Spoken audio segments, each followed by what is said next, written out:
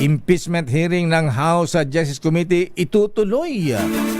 Kahit hindi na po sisipot si Vice President Sara Duterte Carpio. Aris number 12, buhay pa si Congressman Bong Suntay. Baka nagpakain daw sa lupalakay. Manang Milky Riconalpis kami. Milky, impeachment muna tayo. Lakaya may 10 araw si Vice President Sara Duterte para tumugon sa House Justice Committee matapos ideklarang sufficient in substance ang 2 impeachment complaint laban sa kanya. Ayon kay Batangas Representative Jervil Luistro, chair ng komite, tuloy ang gagawing hearing kung may probable cause ang mga reklamo laban sa Vice Presidente. Kapag no-show sa mga hearing, ibig sabihin lang ayon kay Luistro, tumatanggi si VP Sara sa lahat ng mga alegasyon laban sa kanya, pero hindi daw ito makaka-apekto sa pag-usad ng hearing. Narito si Bulacan Representative Jervil Luistro, ang chair ng House Justice Committee. If she doesn't file an answer, that is considered as a denial of all the allegations contained in the complaint, and the Justice Committee will simply proceed to hearing these impeachment complaints. Sa pagpapala kay Tea, baka April 8, sisimula ng hearing ng komite kung merong probable cause ang impeachment complaints laban kay VP Sara. Sa resulta ng sufficiency in substance, pareho nakakuha ng 3rd and 4th impeachment complaints ng botong 54 ang pabor, isa ang tutol na si Quezon City Representative Bong Suntay at 0 ang abstain. Samantala sa kanyang statement, Lakay, hindi kinagulat ni Davao Representative Paulo Pulong Duterte ang resulta ng impeachment complaints laban sa kanyang kapatid na si VP Sara. Sa resulta ng botohan, inakusahan ni Duterte ang Kongreso na ginagamit umano ang institusyon para sa kanilang political interest. Pinuri naman ni Duterte si Quezon City Representative Bong Suntay na ngayon ay paborito nila kay na nanindigan at tumatangging magpa-pressure sa nakararaming miyembro ng Kamara. Si Suntay lamang ang tanging tumutol sa sufficiency in substance ng 2 impeachment complaints laban kay VP Sara. Sa impormasyon namin yun, Nakay at Tea, mukhang merong nagsasampa rin ng impeachment complaint, ng ethics complaint pala, laban kay Congressman Bong Suntay.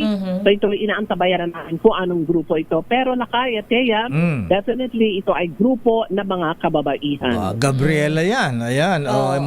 Yung... Hulaan mo agad, Lakay. Siyempre naman.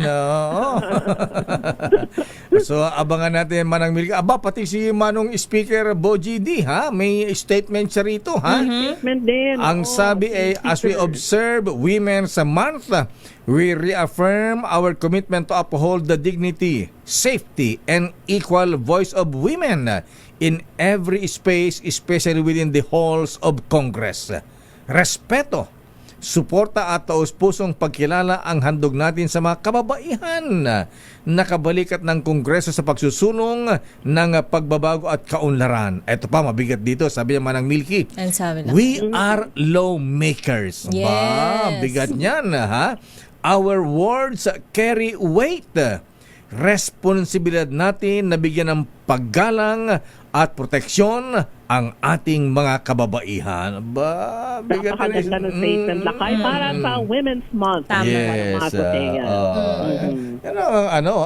Officer and a gentleman. Correct. Very gentleman yung mensahe, Lakay. Hindi katulad ni Bong Suntay. Ng umaga, Lakay at Tea, bago magsimulan yung hearing ng Justice Committee, nag-sorry naman si Congressman Bong Suntay, pero may ano pa rin eh. Kaya lang yung sorry niya, hindi mo daw ramdam. sincere. Hindi mo ma-feel na totoo.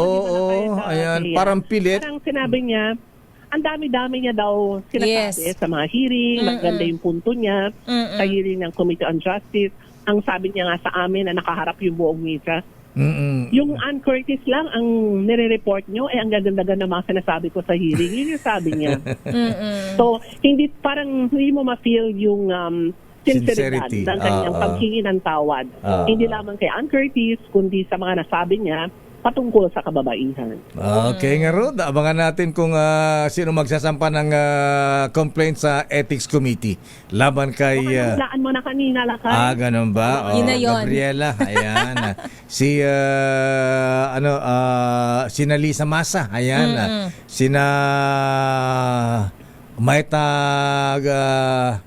Maita, sino nga ba yung mga naunang Gabriela? Wala na pa yan.